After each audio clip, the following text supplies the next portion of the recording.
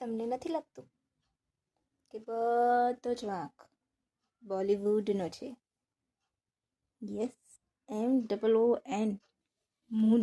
મૂનને માથે બેસાડ્યું છે, માથે, એની સુંદરતાના વખાણ કરીને.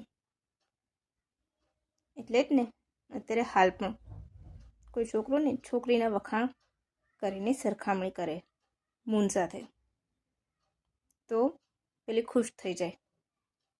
કોઈ સ્માર્ટ ઓવરથિંકર ગર્લ હશે ને તો કહેશે,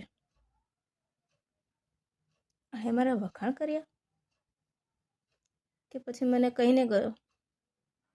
મૂન જેવી એટલે મૂનની સરફેસ તો ખબર છે ને કેવી છે.